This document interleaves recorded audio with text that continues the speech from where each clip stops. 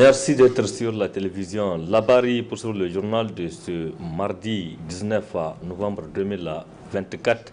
Mesdames, Messieurs, bonsoir et bienvenue à tous. Du 19 au 22 novembre 2024, Niamey accueille les anti-impérialistes venus de différents horizons, notamment de divers horizons, pour participer à cette conférence internationale des anti-impérialistes, dite conférence de solidarité peuple du Sahel.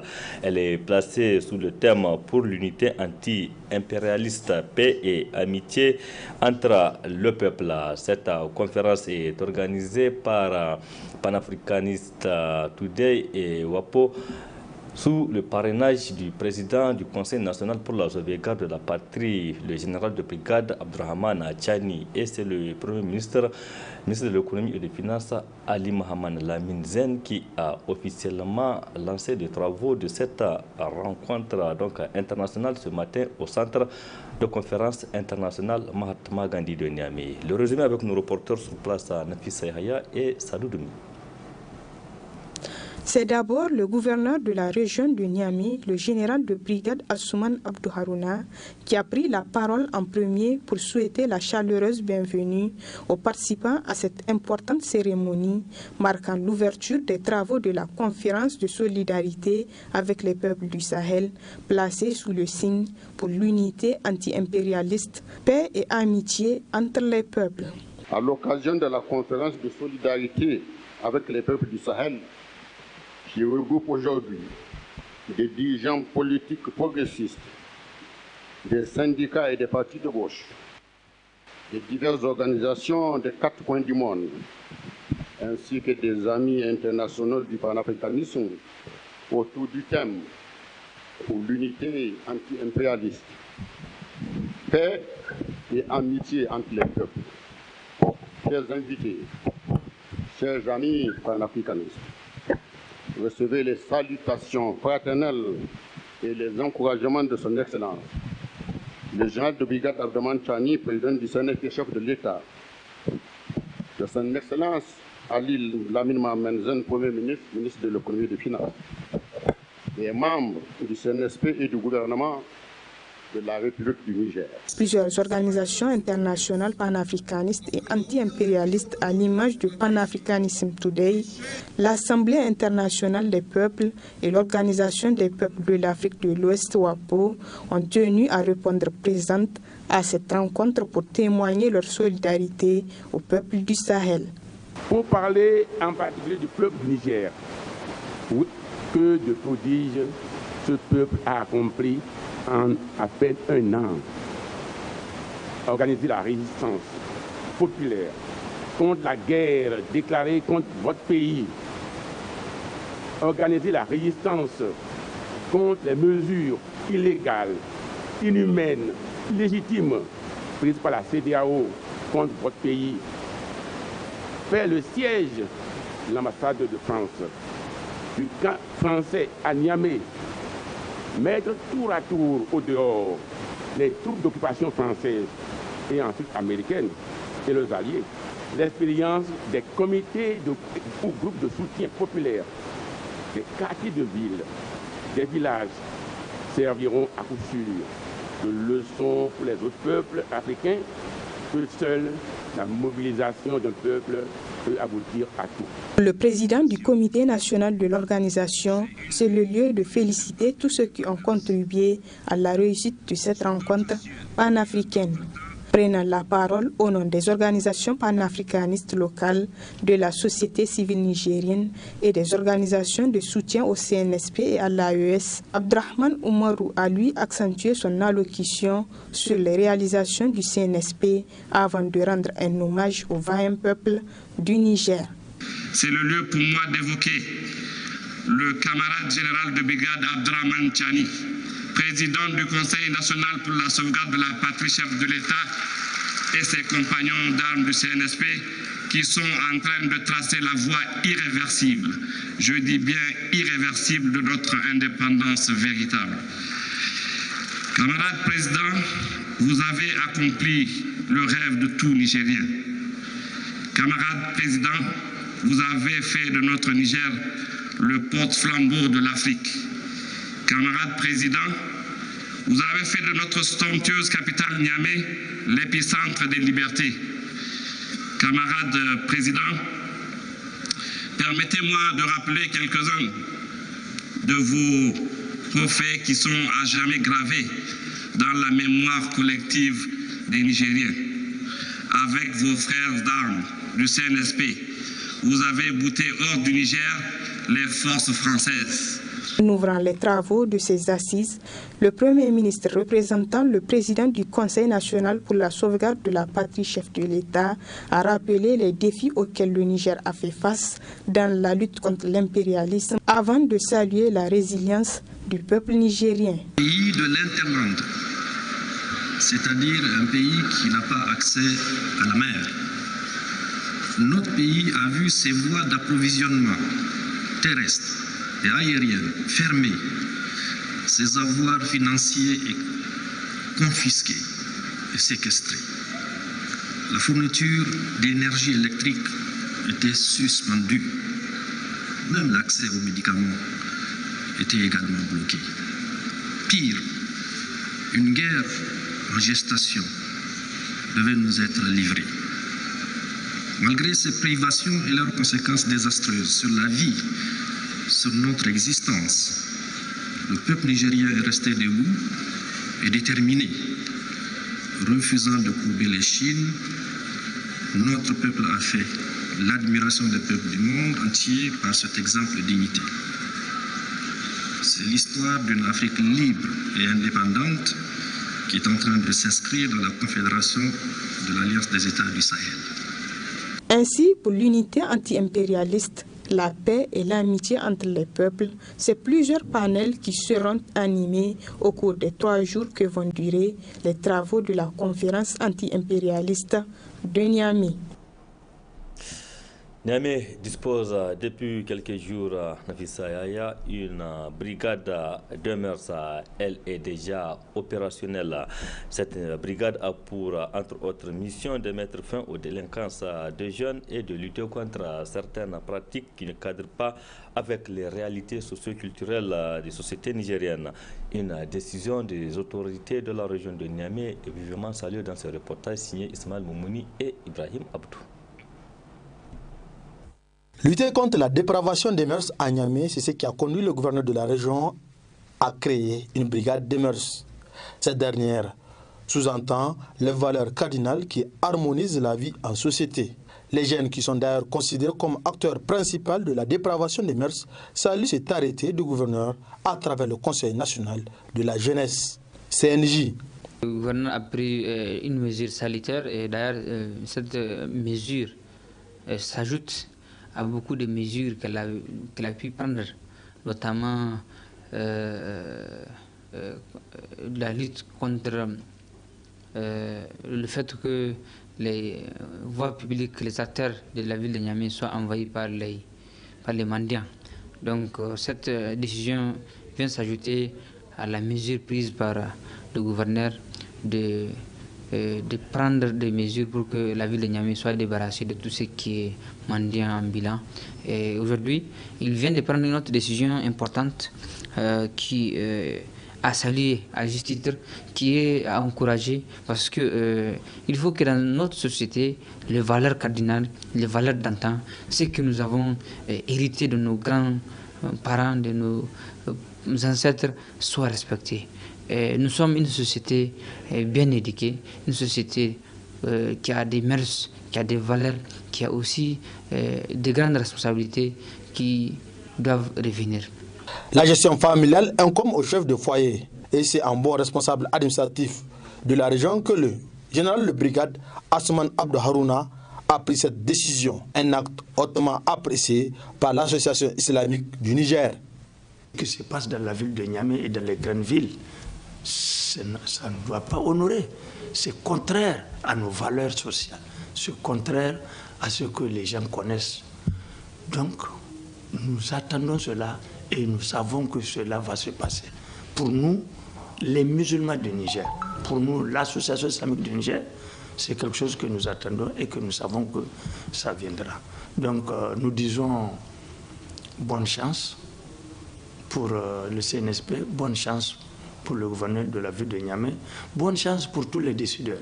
Et c'est pourquoi partout, tous les jours, dans toutes les grandes villes, dans tous les villages, dans toutes les communes, les gens ne font que prier Dieu pour que Dieu protège notre pays, pour que Dieu protège nos dirigeants qui sont en train de nous sauver, qui sont en train de prendre des décisions courageuses sur le plan social, sur le plan politique, afin de pouvoir mettre à l'abri donc les Nigériens. Vraiment, c'est une décision très courageuse, c'est une décision islamique, religieuse. C'est vraiment une responsabilité et que le CNSP, à travers donc le gouverneur de la ville de Niamey, est en train de prendre. À travers cette décision, les personnes qui vont commettre dans la capitale des actes et les gestes contraires à nos valeurs sociales vont certainement subir des lourdes sanctions. Merci Ismaël Moumouni. En tout cas, cette brigade est opérationnelle.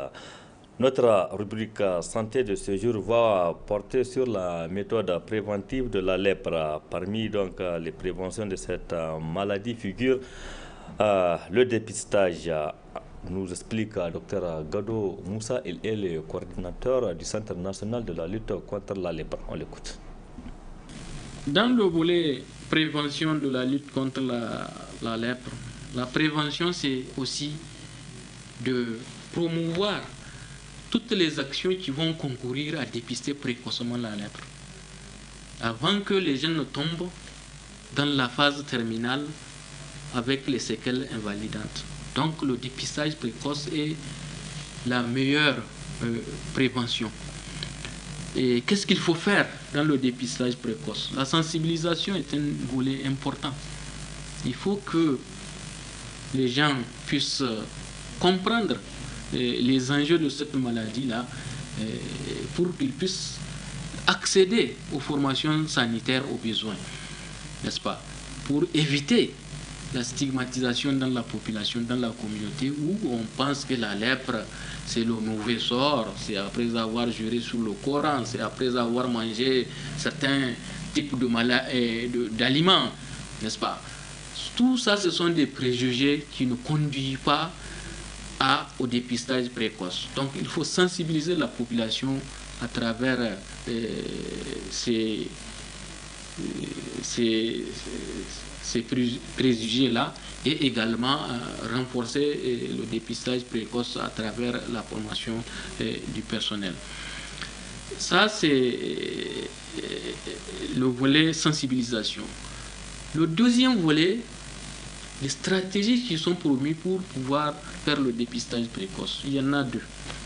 En dehors de la formation des agents de santé qui vont faire ce qu'on appelle le dépistage passif, il y a le dépistage actif. Le dépistage actif, on se propose de mener deux stratégies phares. La première stratégie, c'est de mener une enquête autour des cas de lèpre. C'est-à-dire, aujourd'hui, si tu as un cas de lèpre, il faut faire une investigation intracommunautaire, intrafamiliale. Examiner l'entourage de la famille. Parce que puisque c'est une maladie contagieuse, on ne sait pas qui a transmis à qui. Est-ce que le cas que vous avez dépisté là, c'est le premier cas qui a contaminé les autres, ou bien lui-même il a été contaminé par d'autres membres de la famille? D'où l'intérêt d'examiner tous les membres de la famille pour pouvoir dépister et traiter les cas. N'est-ce pas? Ça, c'est la première stratégie opérationnelle. La deuxième, c'est ce qu'on appelle les campagnes de masse. Les campagnes de dépistage intégré de la lèpre et les autres dermatoses. Donc, c'est une équipe de dermatologues, de techniciens dermatologues qui se propose d'aller au niveau des communautés, c'est-à-dire au niveau des villages, où on va organiser des séances de consultation foraine. En ce moment... Parlons à présent du sport et c'est pour parler de la participation du Niger aux éliminatoires de la Coupe d'Afrique des Nations de football CAN Maroc 2025. Le Niger qui a fait un parcours brillant. Malheureusement, le MENA national n'a pas décroché son ticket pour cette compétition continentale. En effet, après sa victoire contre le Soudan 4-0, le Niger a battu également hier le Ghana sur un score de 2-1 au Ghana. Malgré cette victoire, le Niger quitte cette compétition, mais les supporters qui ont suivi le match hier étaient fiers des prestations du 11 national. Faisons le reportage notamment de l'ambiance hier avec Ismaël Moumouni et Sadoumi. Tous derrière le MENA national. Ces amateurs du ballon rond se sont donné rendez-vous au stade général Sékou Kouché pour suivre sur écran géant le match se déroulant à plus de 1200 km de Niamey, opposant le Niger au Ghana dans le cadre de la 6e journée des éliminatoires de la Coupe d'Afrique Maroc 2025. On a bien joué parce que nous on voulait une victoire coûte que coûte. Hein? On a eu la victoire. Mais malheureusement il y a l'Angola qui a fait le match nul avec le Soudan. Alors que nous on gagne aujourd'hui et puis l'Angola gagne le Soudan, on va passer. Nos joueurs ils ont bien joué, ils ont mérité la victoire, ils ont cherché. Parce que vraiment quelqu'un qu'on a mené dans les arrêts de jeu, ils ont marqué, on a égalisé encore. Vous voyez. Donc vraiment on a vraiment joué. Hein. On n'a rien contre les joueurs. Vraiment on est un chapeau là. Nous ne faisons que féliciter les joueurs et le grand public parce que ce que nous avons vu aujourd'hui est extraordinaire. En termes de qualité de jeu, le MENA n'a rien à envier aux autres équipes.